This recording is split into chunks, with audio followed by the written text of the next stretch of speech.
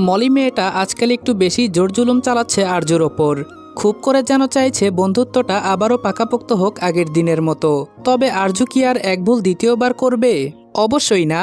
একবার যে ভুল সিদ্ধান্তটা নিয়ে কষ্ট পেয়েছে, বন্ধুত্বের ওপর থেকে বিশ্বাস উঠে গেছে, আর দ্বিতীয়বার সেই ভুল করবে না কখনো। একবার কষ্ট পেয়েছে মলির থেকে, আর কষ্ট সহ্য করার মতন ক্ষমতা আরজুর নেই। এমনিতেই তো জীবনে কষ্টের অভাব নেই যে যেচে পড়ে আবার কষ্ট ডেকে আনবে। একবার যখন মলি বদলে যেতে পেরেছে, তবে আবারও বদলে যেতে পারবে। তবে সম্পর্কটা একেবারে শেষ করার ইচ্ছে আরজুরও নেই, আবার খুব ভালোভাবে টিকিয়ে রাখার ইচ্ছেও নেই। বছরে 2-1 বার দেখা করা যেতেই পারে, মাসে 1-2 বার কথা বলা যেতেই পারে, এর থেকে বেশি কিছু না। হয়তো কোনো মায়া এখনো রয়ে গেছে, যা আরজু এখনো কাটিয়ে উঠতে পারছে না। আরজু এমনিতেই যে স্বভাবের মানুষ, ইচ্ছা থাকা সত্ত্বেও কখনোই মলিকে ফোন করে দেখা করতে বলবে না। অবশ্য ইচ্ছে হয়ও না দেখা করার, একা থাকতেই আরজুর ভালো লাগে। তবে আজকে মলি নিজ থেকে কল করে বলেছে বিকেলে দেখা করবে, অন্য কোনো জায়গায় না। আরজুর পছন্দের সেই পার্কেই দেখা করবে। আরজু ঠিক সময় মতো চলে এলো, মলিও চলে আসলো, তবে একটু দেরিতে। বেশ অনেকক্ষণ মলি একা একাই কথা বলে গেল। প্রতি উত্তরে আরজু খুব বেশি হলে হ্যাঁ অথবা না বলেছে।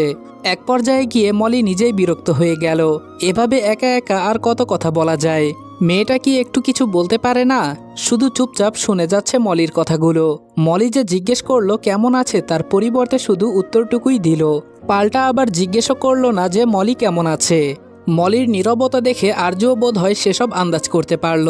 বেশ স্বাভাবিক গলায় বলল, আমি বুঝতে পারছি তুমি বিরক্ত হচ্ছ, চাইলে চলে যেতে পারো। আমার থেকে এটা আশা করো না যে আমি তোমার সাথে গল্প করব, আমি ওসব পারি না। মলি অসহায় গলায় বলল, কেন পারিস না? একটু চেষ্টা করে দেখ। আগে তো আমরা অনেক গল্প করতাম, তাই না? তুই যদিও খুব গল্প করতি না, তাও টুকটাক কথা তো বলতি, আমাকে জিজ্ঞেস করতি আমি কেমন আছি। আরজু বলল, আমি জানি তুমি ভালোই থাকবে, তোমার জীবনে খারাপ থাকার কোনো কারণ নেই। তুমি যে ভালো আছো সেটা সব সময় তোমার মুখের হাসিটা দেখলেই বোঝা যায়। তবে আলাদা করে জিজ্ঞেস করার কি দরকার?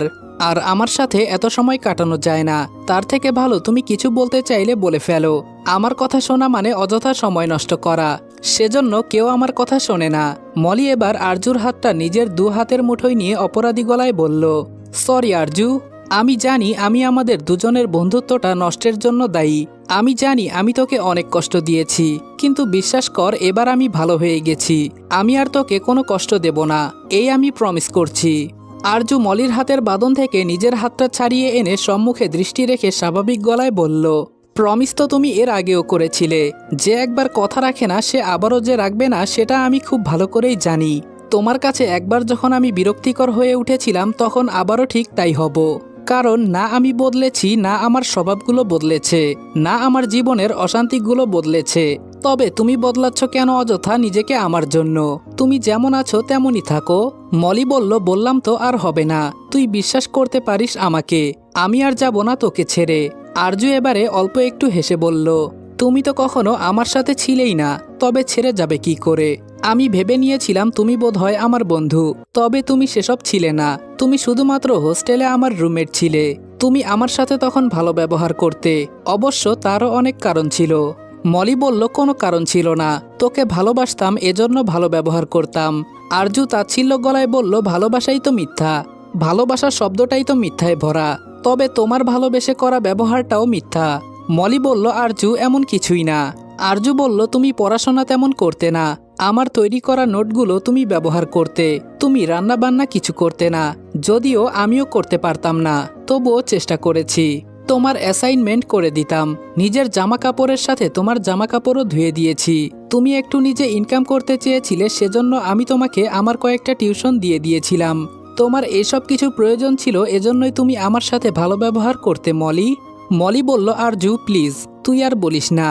আরজু বলল, আর একটু বলি, যেদিন থেকে তুমি অন্য হোস্টেলে চলে গেলে সেদিন থেকে তোমার আমার করা এই প্রয়োজনগুলো শেষ হলো।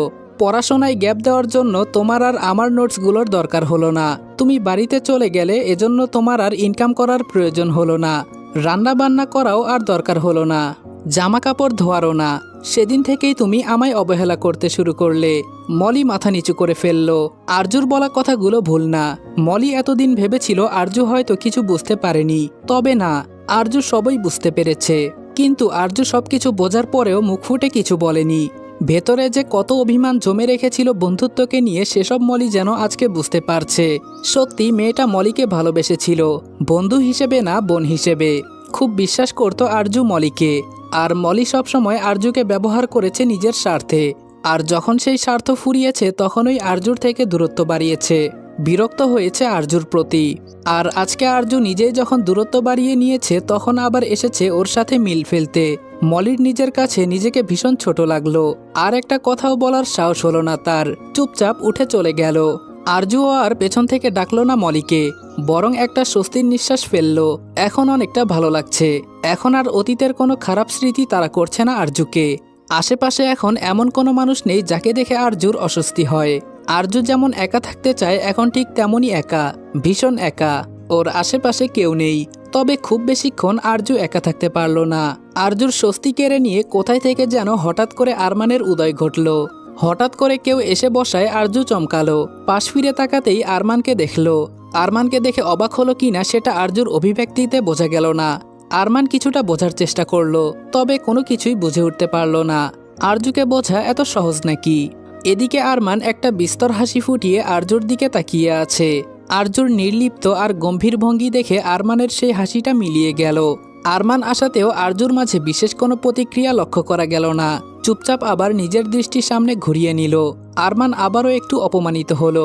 অপরিচিত মানুষ হলে না হয় এভাবে অবহেলা করাটা স্বাস্থ্য, কিন্তু পরিচিত একজন মানুষকে কি এভাবে অবহেলা করাটা ঠিক হচ্ছে আরজুর? আরমানের মনটা যে বারবার ভেঙে যায় এটা কি আরজু বুঝতে পারে না? আরমান বলল, কেমন আছেন আরু? ডাকটা আরজুর কানে যেতেই রক্তিম চোখে আরমানের দিকে তাকালো। আরমানের গলাটা শুকিয়ে এলো। আরমানের অভিব্যক্তি দেখে আরজু বুঝতে পারল যে ওর আর কোনো কিছু বলার প্রয়োজন নেই।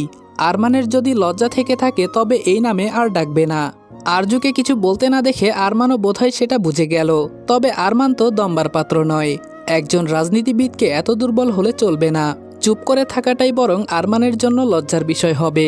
আরমান সাহস বজায় রেখে আবারও বলল, উত্তর দিলেন না আরু? নিজের ভাবনার উপরে আরজু হতাশ হলো। ভেবেছিল আরমান বোধহয় ভয় পেয়েছে, তবে তেমন তো কিছুই দেখা গেল না। আরজু স্বভাবসুলভ গম্ভীর গলায় বলল, এই নামে শুধুমাত্র আমাকে আমার আপা ডাকে। আরমান বলল, আজকে থেকে না হয় আমিও ডাকবো। আরজু বলল, আমি আমার কাছের মানুষ ব্যতীত আর কাউকে এই নামে ডাকার অনুমতি দেই না। আরমান খুব মিষ্টি হেসে বলল, আপনিও তো আমার হৃদয়ের খুব কাছাকাছি থাকেন, তার মানে আপনি আমার কাছের মানুষ, তবে আমি তো ডাকতেই পারি। আরজু নাকমুখ কুচকে বলল, হৃদয়ের কাছাকাছি আবার মানুষ কি করে থাকে?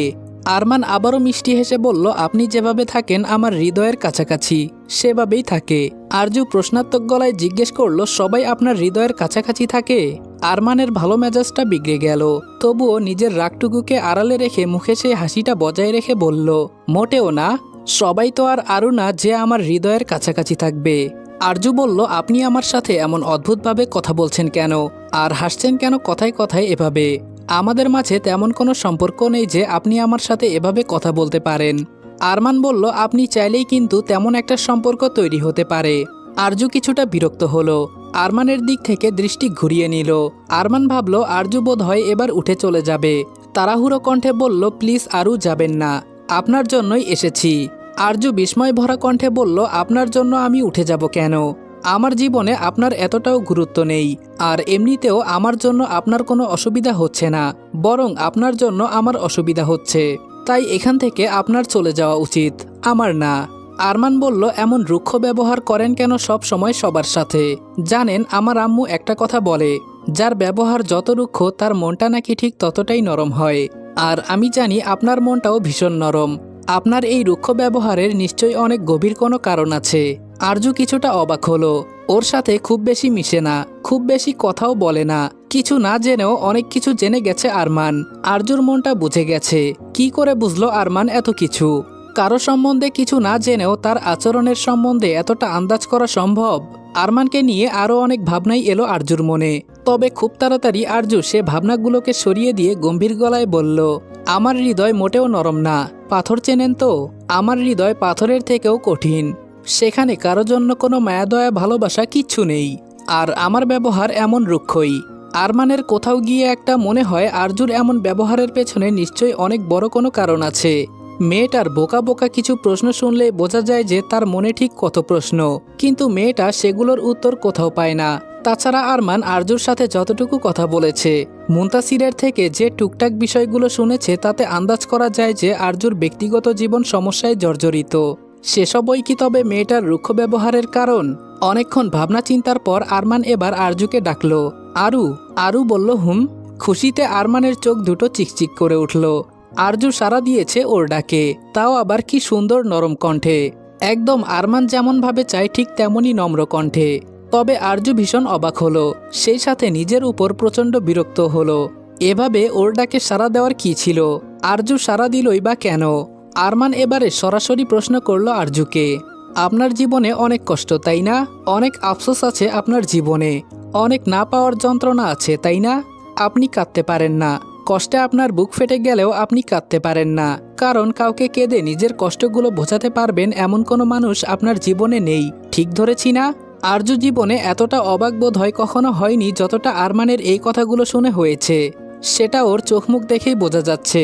বিস্ফোরিত নয়নে আরমানের দিকে তাকালো, খুব ভালোভাবে বোঝার চেষ্টা করছে কি করে আরমান এতগুলো কথা বুঝে গেল।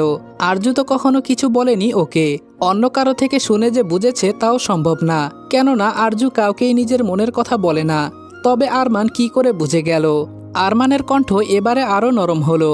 কণ্ঠের মাধ্যমে আরজুকে ভরসা দেওয়ার চেষ্টা করলো আরজুর মনের কথা একটু হলেও বের করে আনার জন্য। আরমান আবারও বলল, দেখুন আরু, কষ্ট সবার জীবনেই থাকে, হয়তো আপনার জীবনে একটু বেশি আছে অন্যদের থেকে। তবে আপনি যদি সেই কষ্টগুলোকে সারা জীবন মনের ভিতর ধারণ করে রাখেন, তাহলে আপনি ভেতর থেকে অসুস্থ হয়ে যাবেন। একটু প্রকাশ করা দরকার মনের কথাগুলো। আরজু একটা ঘোরের মাঝে থেকে বলে উঠল, কখনো কেউ এভাবে শুনতে চায়নি আমার মনের কষ্ট, কখনো কেউ জিজ্ঞেস করেনি যে আমার মনে কষ্ট জমা আছে কিনা, তাই আর প্রকাশ করাও হয়ে ওঠেনি। আরমান বলল, আমি শুনবো, আমায় বলুন, আমি খুবই মনোযোগী শ্রোতা। আমি কথা দিচ্ছি আপনি যতক্ষণ আমার সাথে কথা বলতে চাইবেন আমি ততক্ষণই আপনার কথা শুনব। আরজু বেশ কিছুক্ষণ ভাবল, সেই সাথে তীক্ষ্ণ দৃষ্টিতে আরমানকে পর্যবেক্ষণ করল। আরমান ভাবছে আরজু নিশ্চয় মনে মনে নিজেকে প্রশ্ন করছে বলবে কি বলবে না। আরমান এই বিষয়ে কোনো সহযোগিতা করল না আরজুকে। বলতে চাইলে বলবে, না বলতে চাইলে বলবে না। পরে না হয় সম্পর্কটা আরো ঘনিষ্ঠ হলে আরমান শুনতে পারবে।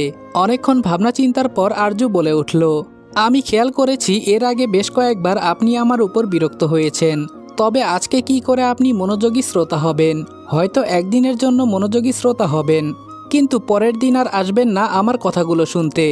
আমার জীবনের গল্প একদিনে বলে শেষ করাও সম্ভব না, তবে আমি কেন একদিনের জন্য আপনার কাছে আমার দুর্বলতাগুলো প্রকাশ করব? আরমান সোজা হয়ে বসে আরজুর দিকে তাকিয়ে দ্রুত বেশ কয়েকবার পলক ঝাপটে বলল, আমি কখন আপনার উপর বিরক্ত হলাম? আরজু বলল, হয়েছেন। আমার অতিরিক্ত প্রশ্নে বিরক্ত হয়েছেন, আমার যুক্তিগুলোর কাছে বিরক্ত হয়েছেন। আপনি খেয়াল না করলেও আমি সেসব খুব সূক্ষ্মভাবে খেয়াল করেছি। আরমান বলল, আচ্ছা আর বিরক্ত হব না। আমি আপনার উপরে কখনো বিরক্ত হইনি। আসলে আপনি আমার সাথে কথা বলতে চান না, সেজন্য আমার খুব খারাপ লাগে। আরজু নির্লিপ্ত ভঙ্গিতে বলল, খারাপ লাগা থেকে কখনো বিরক্তি প্রকাশ হতে পারে না, খারাপ লাগা থেকে বড়জোর অভিমান হতে পারে। আরমান বলল, অভিমান করলে তো আপনি সেটা আর ভাঙাবেন না, তবে অভিমান করে লাভটা কি বলুন? আরজু বলল, আর বিরক্তি প্রকাশ করলে আপনার সাথে এই টুকটাক কথা বলার রুচিটুকুও আমার মরে যাবে, তখন কি করবেন? আরমান বেশ আত্মবিশ্বাসের সাথে বলল, তবে নিজের ভুলটা শুধরে নেব।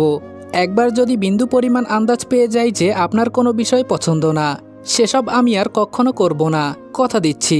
আজকের পর থেকে যদি কখনো আপনি টের পেয়েছেন যে আপনার উপর আমি বিরক্ত হয়েছি, তবে কথা দিচ্ছি আর আপনাকে বিরক্ত করব না। আরজু আর কোনো কথা বলল না।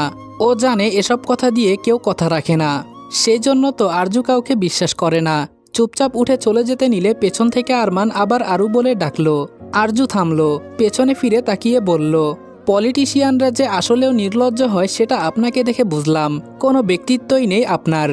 আরমান হেসে উঠে বলল, আপনার ভালোবাসায় যেখানে জান কুরবান সেখানে এই ব্যক্তিত্ব দিয়ে কি করব? আরজু একরাশ বিরক্তি আর বিস্ময় সমেত সেখান থেকে চলে গেল। আরমান বেঞ্চের সাথে গা এলিয়ে দিল। হুট করে মনটা কেমন ফুরফুরে হয়ে উঠল। আরজুকে ভালোবাসার কথা বলল, অথচ রাগী মেয়েটি একটুও রাগ করল না। তবে এটা কি আরমানের জন্য গ্রিন সিগন্যাল ছিল? নিজের ভাবনার উপরে নিজেরই হাসি পেল আরমানের। আরজু দেবে সিগন্যাল? অসম্ভব। আরমানের এসব ভাবনার মাঝে ফোনটা বেজে উঠল। যখনই আরজুর সম্বন্ধে কিছু ভাবতে যায় তখনই তার মধ্যে বাধা পড়বে। কখনো মেয়েটা নিজেই বাধা দেয়, নয়তো কখনো বা অন্য মানুষজনেরা বাধা দেয়। প্যান্টের পকেট থেকে ফোনটা বের করে নাম না দেখেই রিসিভ করে কানে ধরল। গম্ভীর গলায় বলল, হ্যালো। অপর পাশ থেকে ভীষণ পরিচিত আর বেশ প্রিয় একটা কণ্ঠস্বর ভেসে এলো। ফুরফুরে মেজাজটা আর একটু ফুরফুরে হয়ে উঠল। হাস্যোজ্জ্বল গলায় বলল, আরে ফিরোজ যে। এতদিন পর হঠাৎ এই নগণ্য মানুষকে মনে পড়ার কারণ? ফোনের অপর পাশে থাকা ফিরোজ হেসে বলল, তুমি নগণ্য মানুষ হলে এই প্রয়োজনের সময় তোমায় মনে পড়তো না। মেসেজ দিয়েছিলে আমায়, সত্যি কি খোঁজ পেয়ে গেছো? আরমান বলল, তাওসিফ আরমান করতে পারে না এমন কোনো কাজ নেই। সামান্য বেওয়ারিশ একটা মেয়ের খোঁজ নিতে বলেছিলে, আমি তো তার পুরো পরিবারের খোঁজ নিয়ে ফেলেছি। ফিরোজ উৎকণ্ঠিত গলায় বলল, মেয়েটা বেঁচে আছে তো? আরমান বলল, বেঁচে আছে মানে? সংসার করছে দিব্যি, তবে নিজের পরিচয় লুকিয়ে বস্তির পাশে একটা ছোট্ট বাড়িতে উঠেছে। পুতুল নাম বদলে রেখেছে ফারহানা। একটা ছেলে আছে, আর স্বামী হুইল চেয়ারে বসা। বেশি দিন হলো এখানে আসেনি, এই 6 মাসের মতন হবে। ফিরোজ বলল, আর একটা সাহায্য করতে পারবে আমায়? আরমান বলল, বলো, চেষ্টা করব। ফিরোজ বলল, আমি এখন ঢাকা যেতে পারছি না, খুব ঝামেলার মাঝে ফেসে আছি। একটু ওনার কাছে গিয়ে জিজ্ঞাসা করতে পারবে একজনের ব্যাপারে? আরমান একটু ভেবে বলল, সেদিন যার কথা বলেছিলে? ফিরোজ বলল, হ্যাঁ। আরমান বলল, আচ্ছা, চিন্তা করো না, আমি কাল পরশু যাব ওনাদের ওখানে। ফিরোজ কৃতজ্ঞতার কণ্ঠে বলল, অসংখ্য ধন্যবাদ তোমাকে। তুমি আন্দাজও করতে পারবে না যে আমার কত বড় উপকার করছো। আমি তোমাকে যতই ধন্যবাদ দেই না কেন সেটা কম হবে। তবে এই ফিরোজ তোমায় একটা কথা দিচ্ছে, যদি কখনো কোনো দিন সুযোগ পাই তোমার এই ধার শোধ করার, তবে ফিরোজ নিজের প্রাণের বিনিময়ে হলেও তোমার সেই ধার শোধ করবে। এটা ফিরোজের ওয়াদা।